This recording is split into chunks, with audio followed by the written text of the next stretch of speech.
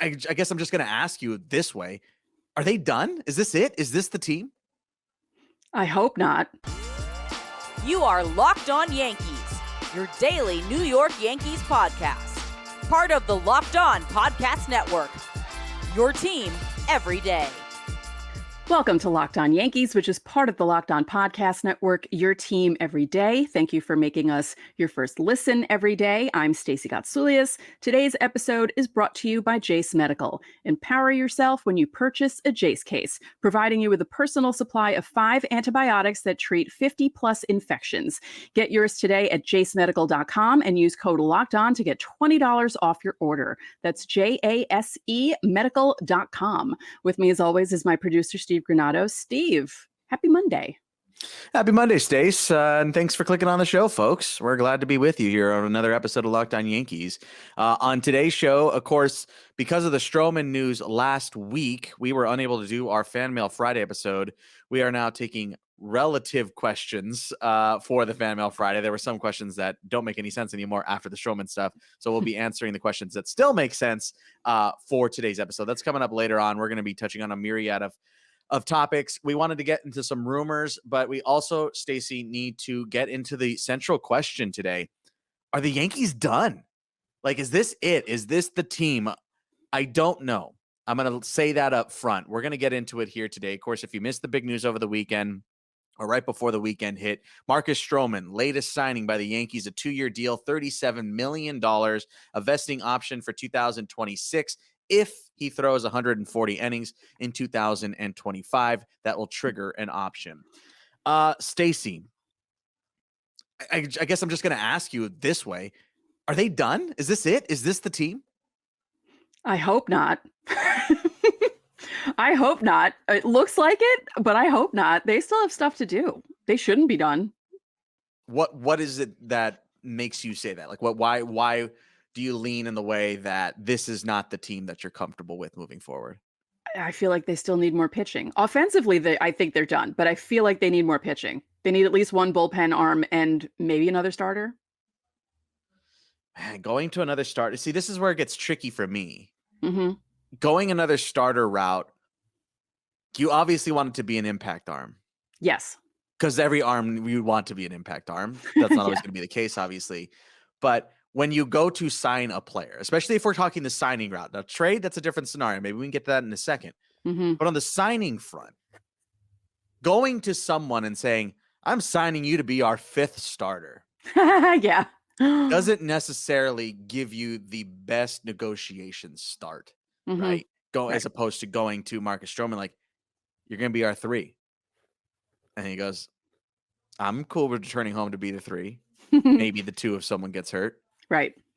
Or if I'm pitching better, battling for that 2 spot. Because, it's not, no one's going to take Cole's spot, period. No ifs, ands, or buts. No. But I think that's where things can get a little dicey. Because, like, you can't go to BIake Snell and say, we want you to be our 4.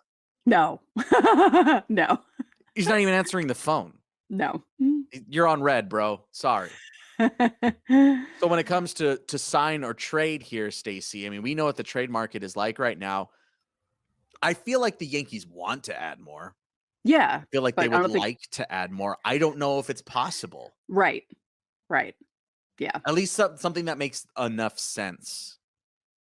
Because, like, in a perfect world, you always go out and get the best pitchers and the best hitters every offseason. You always go out. Right now, you go out and sign BIake Snell, and you say, to hell with 2030.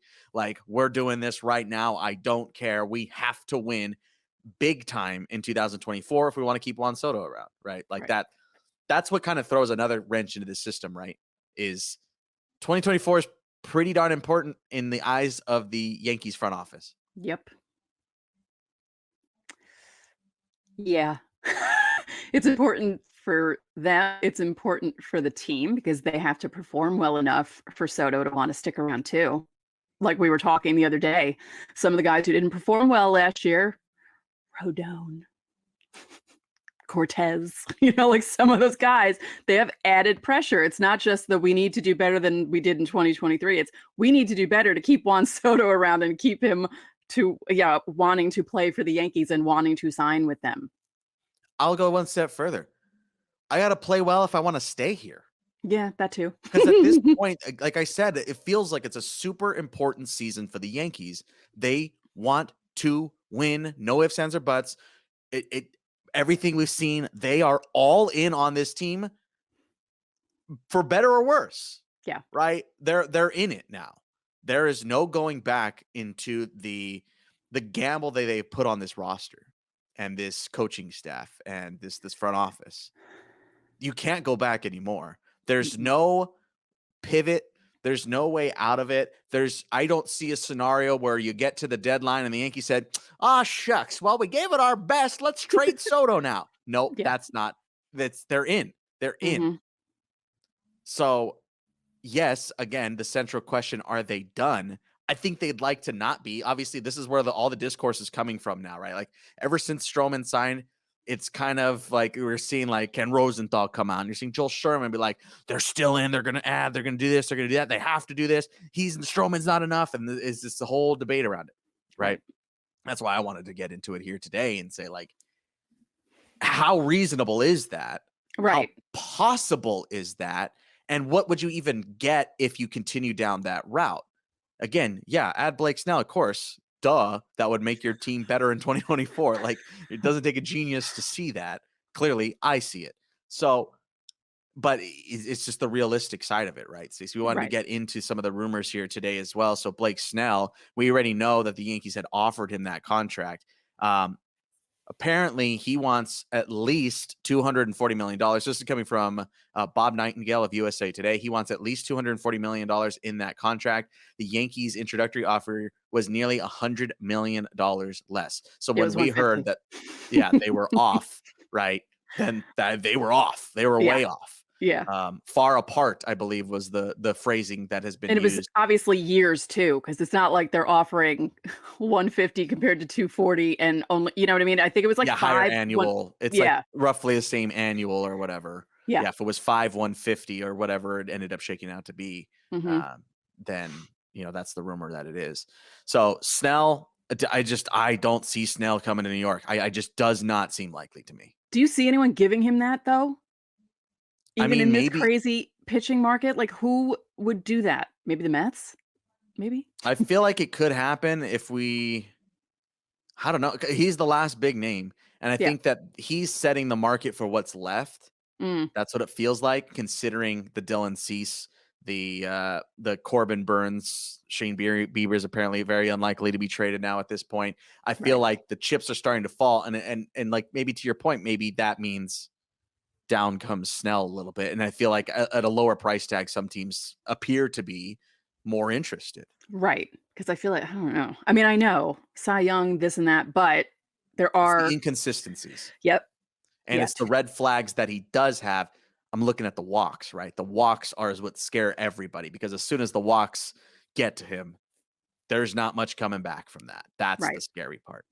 The Dylan Cease stuff, Stacey, we talked about it last week, but just as a reiteration, Dylan Cease with the Chicago White Sox, they want Spencer Jones is one of the first asks. The second ask is Chase Hampton, which for Dylan Cease is a lot, given how 2023 went. I think stuff-wise and how he would fit in with the Yankees and where he would fit in with Matt Blake and Sam Breen, I think Dylan Cease would be really darn good to have on the club. I think a bounce-back year is on the books for Dylan Cease, just given the stuff that he has. But that is a lot. Apparently, the Orioles have also been talking with the White Sox, and Colton Cowser.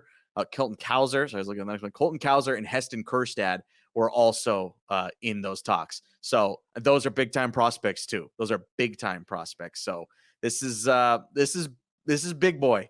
This is big boy. This is not, maybe you flip us your fourth string catcher and we'll figure it out. And maybe we can turn him into a reliable backup. Yeah. No, these are the big names. These are the big names in prospect land. Because I saw on Twitter on Sunday a proposed trade for Dylan Cease that had Lelane in there. That pitcher, was he a pitcher? Yeah. And someone else. And I thought of you because I was like, oh, I have to remember this for the show. And of course I couldn't remember the full trade, but I saw it and I thought of you when I saw that name, and I recognized both players and I was like, I don't know about that. The Josh Hader side of things, Stacey, apparently it's like radio silence right now on Hader. Yeah. Yeah, you don't really hear anything other than people saying, "Oh, maybe this team might go for them," but meaning like fans are talking about it, but you're not Yeah. seeing any reports about it, nothing. Like it's just Yeah. really it's almost like Um, he's not a free agent. It's just Yeah. there's no talking about him at all. It's 2019 offseason at this point. It feels very slow. Mhm. But there was a report, Stacey, from Mark Feinsand that Hector Neris Mm. is reportedly drawing interest from the Yankees. Hector Neris has been one of the steadiest relievers in baseball for years. Yeah. Uh, Ye Clearly would improve the pen. You'd have to move some guys around, some major league contracts. There are guys some with options, obviously. In that case, that's like Ron Marinaccio, you are a rail rider. Like those types of guys. There's a Matt Crook, you are a rail rider. Like there are Yeah, no ifs, ands, or buts if Hector Neris is part of the picture. But definitely not. um, Yeah. very Like, interesting. It's have fun in Scranton, guys. Maybe yeah. we'll see you in a bit. See you at the first injury because you are nowhere near. Even if you play incredible in spring and strike out every batter you face, sorry, dude. Hector Neris has a way bigger track record than either of you. Apparently, the Rangers are also in on the mix. So interesting. Mhm. We can maybe dive into that in just a second because we're a little bit out of time. So we're going to step aside for a second here. Again, a promised fan mail episode is today, so we're going to answer a whole bunch of questions from you guys when we come back.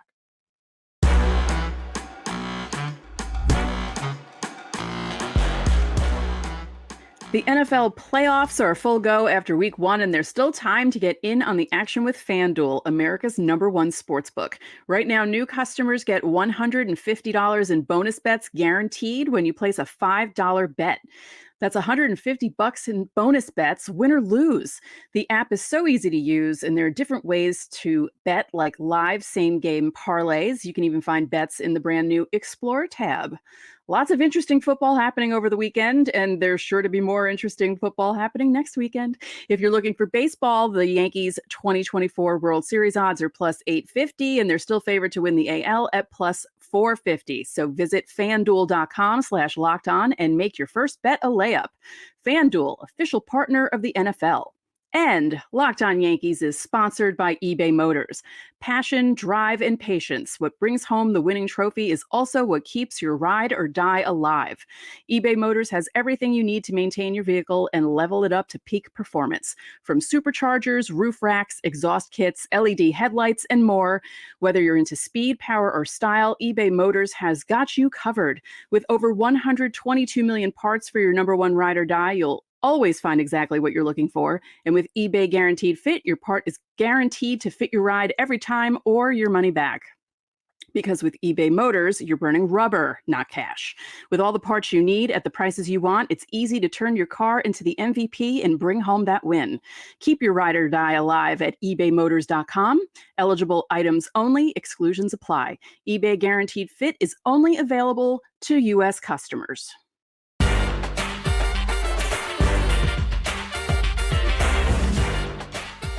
Back now on Locked On Yankees. Hey, thanks for hanging out with us a little bit longer today. We're going to talk about Hector Neris and, of course, get to your questions in a second. But don't forget to check out the Locked On Sports Today 24/7 streaming YouTube channel. You guys can find it on YouTube. Just search Locked On Sports Today. You get the top stories and the best shows every day, 24/7, anytime you like. It's always on. So go check it out. Stacey, we wanted to keep talking a little bit about Hector Neris, the rumor that the Yankees are interested. It hasn't seemed to go past that. I haven't seen any offers or what the deals are looking like or anything like that. Hector Neris, again, is one of the more reliable relievers coming out of the American League, and he has been for years. He's much older than maybe you would think. He's in his mid to late 30s. I think he's like 36 at this point. But he's been really, really good. He's coming off an incredible season. But I'm looking here, Stace, at the 40 man, which also does not even include Marcus Stroman yet, technically, as of recording this, which is 8:30 p.m. on Sunday. I don't see where it fits, Stace. I mean, it's right now. It's already a bunch of battles. You know, you added Cody Poteet, you added Cody Morris. You still have Nick Ramirez in on the mix. You have Ian Hamilton. Victor Gonzalez was added. Don't forget about Victor Gonzalez was added this offseason. Don't forget Scott Efros is supposed to be healthy at the start of the year. So, like, there's a lot of battles already. And if you just add Hector Neris into this mix, like I'm very confused on where he would fit unless there were trades coming, but those trades wouldn't be anything substantial. Like it would be like your Matt Crooks. I don't think they would move Loaizaga. I'd imagine Loaizaga is probably going to be a part of the more stressful innings in 2024. So look, again, Hector Neris would make your bullpen better, but when you're already considering like, oh, the Yankees are still interested in Wandy Peralta, that rumor is still out there. You're like, man, like obviously adding this guy would be beneficial, but also knock on wood, everybody seems healthy right now too, right?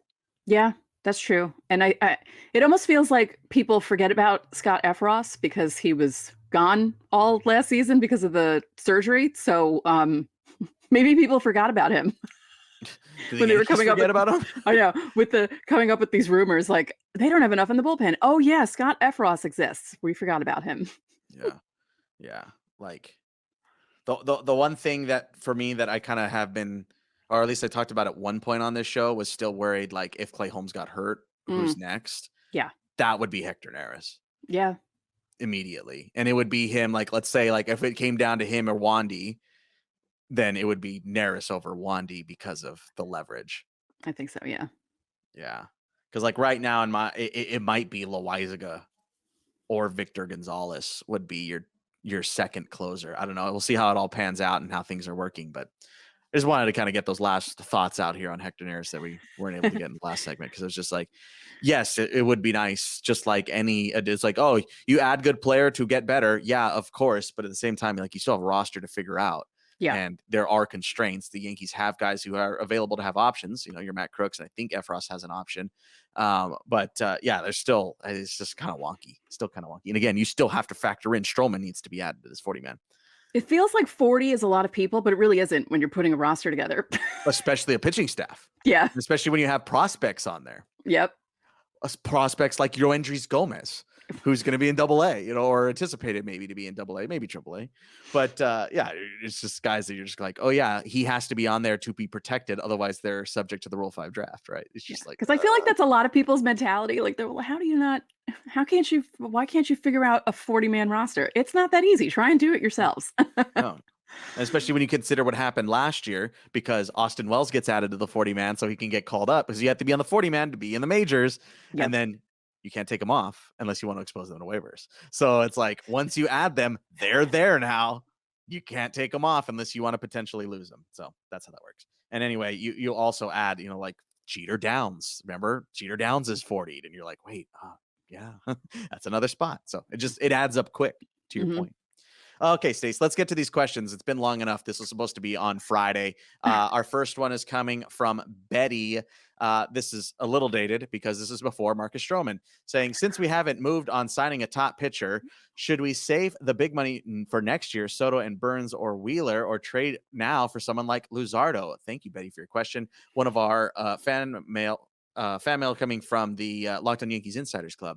Stacey, I mean, we kind of dove into this a little bit already here, but it still is iffy. I mean, we know the Luzardo front, there's not much movement there on the Yankees side or anybody's side, really. The Marlins are apparently just, handing them out like candy on Halloween right now. Whoever wants one, come take it. But I mean, the Burns stuff doesn't seem like it. Wheeler obviously is not going to happen either. I think the mentality of save the big money for next year, like the Yankees aren't thinking like that, dude. They're going to push past 300 million here. Yeah. Yeah. As much as Hal didn't want to, they're going to. They have to. Yeah. Again, they have to now because of Soto. They have to. Mm-hmm. And even notwithstanding with that Soto contract, like they had to invest just because he's on the club now. That's something they did to themselves, right? Yeah. Yes. Look, like they had to, quote unquote, get Soto. They didn't have to get Soto. They could have figured out some other options, but that's the route they took. You made your bed, lie in it. Now they definitely have to invest, which is good because it equals better baseball, but hopefully it can't be. I mean, I would say it can't be much worse, but the Padres did play the way they played with Soto last year. So Yeah.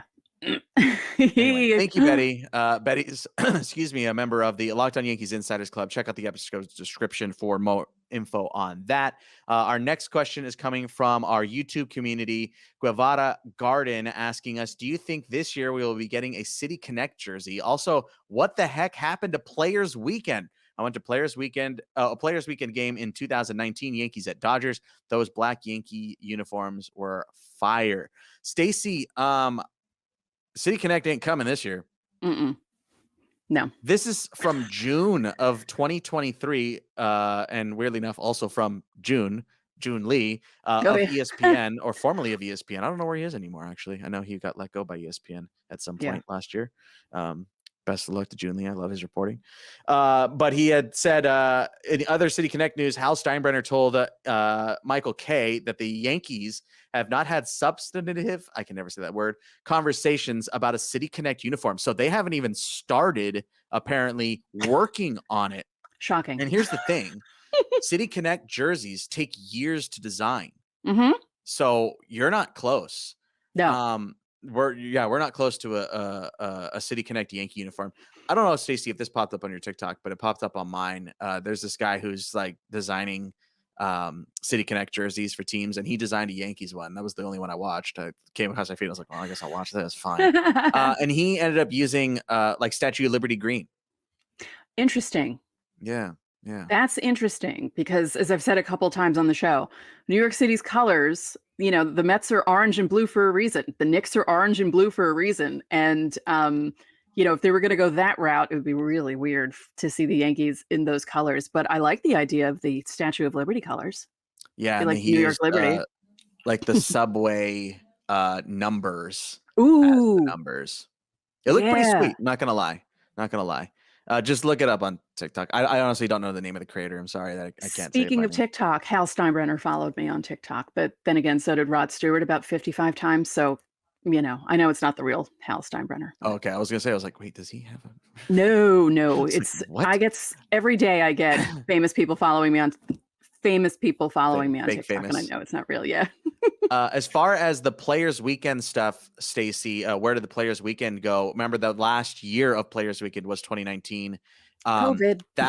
Yes, COVID was part of it, but the other part of it, Stacey, is remember Major League Baseball switched jersey providers after that. Oh, yeah. It was Majestic, and then they switched to Nike in 20. So when that happened, instead of doing Players Weekend anymore, they switched to City Connects. Okay. At least that's what it seems like. That's like kind of the I love the Players the weekend. That was so much fun. Like just seeing them, you know, I know people didn't really like some of the uniforms, but I did. I liked the black uniforms. I thought they were cool because I like when the Yankees wear things that aren't normal. While the Yankees and the Red Sox had a 100th anniversary game in Fenway in 2012, and they wore 1912 uniforms. Nice. I loved them so much. They were so good. And the Yankee players really enjoyed wearing them too. And it was really cool. And I wish the Yankees would do more stuff like that, but they're the Yankees and they won't.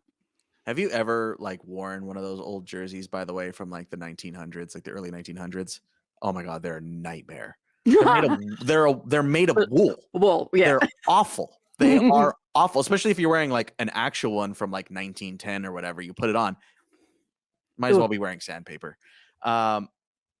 My last thought on this, just since you brought it up, Stacey, is like, oh, I wish the Yankees would do more. I am in the same boat as you. I wish all teams would do more. But I've learned something this year as a basketball fan, as a Laker fan, as you all know. It's a real slippery slope, man. Like, there are let me throw my boomer hat on. Oh. There's too many jerseys in basketball. It's crazy. They're like the Diamondbacks now. Every NBA team is like the Diamondbacks. Remember the Diamondbacks had like 15 different uniforms? Remember when the Padres used to have like 5 different military ones? Yeah. The Mets were the same way. The Mets had like 4 different uniforms too. Yeah. Too much. Yeah. But yes, the Yankees need another. And get rid of grays. They need an alternative. All grays or gone. Alternate. I want all grays gone in baseball. I hate Would you grays. prefer navy for them? Oh, yeah. Yeah. I would too. I'd prefer an all navy. Get funky with it. Get rid of grays. I hate grays. I think grays are terrible. I hate them. Anyway, that's just Yankees. I'm just saying, period. I hate gray unis. I think they're terrible. Anyway, all right. We're going to step aside. We have a couple more questions, so we come back.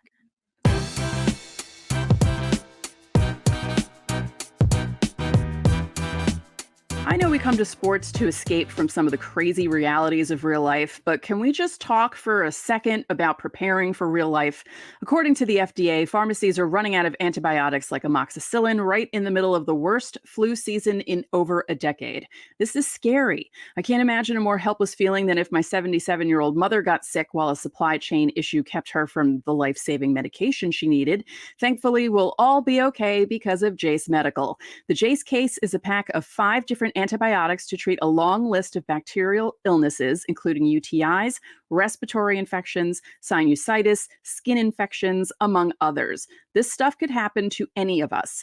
Visit jacemedical.com and complete your physician encounter. It'll be reviewed by a board-certified physician, and your medications will be dispensed by a licensed pharmacy at a fraction of the regular cost.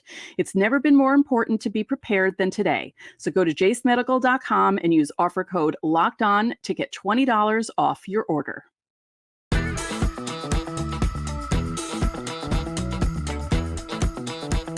Back here on Locked On Yankees, a couple more questions before we get out of here today, guys. This next one's coming again from our YouTube community. Liam McGough, 9969, asking us, do you guys think the Yankees will be healthier this year? Because I'm very concerned about the injuries and they won't fire anyone on the training staff. Do you think guys like Rizzo, Stanton, and LeMahieu will produce consistently because they're all past their primes? One more question. Do you guys think the Yankees hitting philosophy will change because it hasn't been working? Thank you, Liam, for being a family member here on the Fan Mail Friday.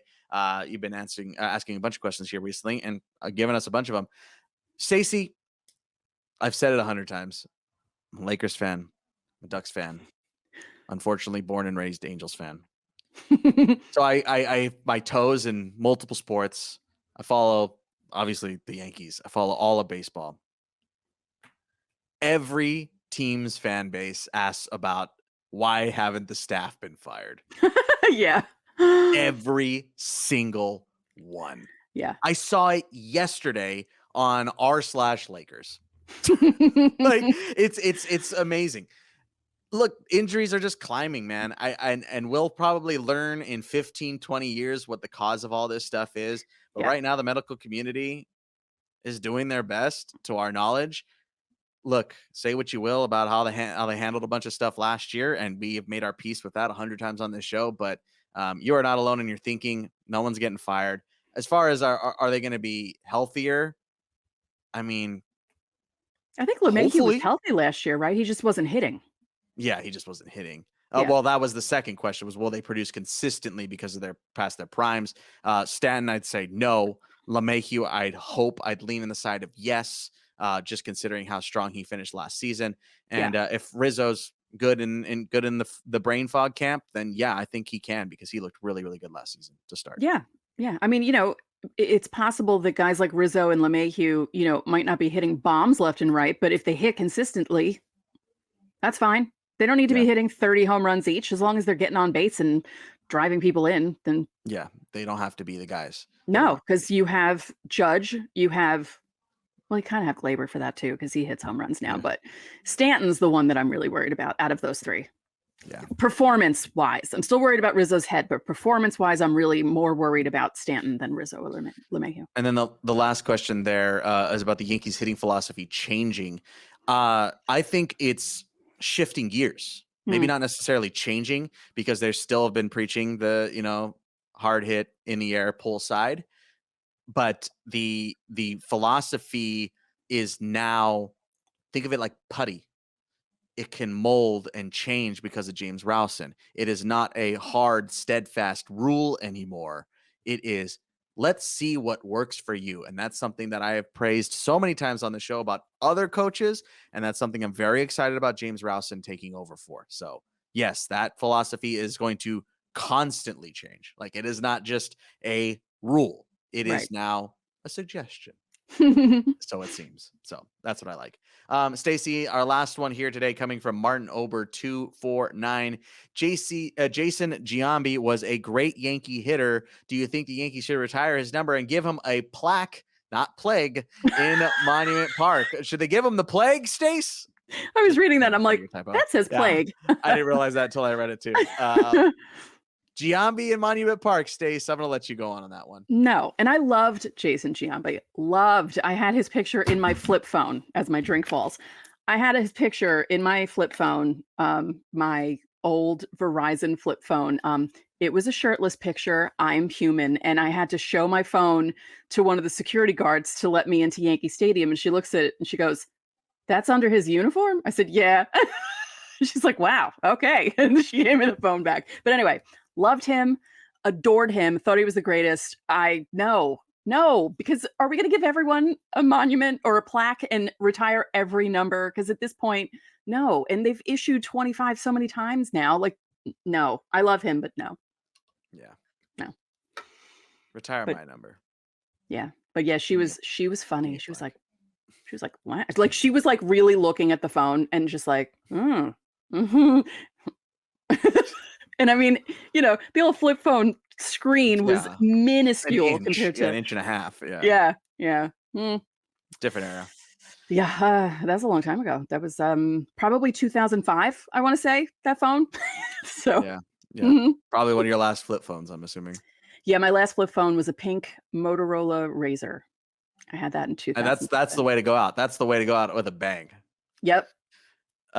And on that note, we're going to go with a bang as well. Don't forget, we're Monday, Wednesday, Friday here on Locked On Yankees. Thanks for Mailbag Monday. Of course, let us know in the comment section how you're feeling about everything we talked about here today. The Snell Cease, Hector Neris stuff, what your thoughts are if they're going to add. It's kind of like a law firm. That's a long law firm, man. That's not exactly Brandon Blake. But let us know in the comment section here on the YouTube side. We're always interested to see what you guys are thinking. Just let us know how you're feeling.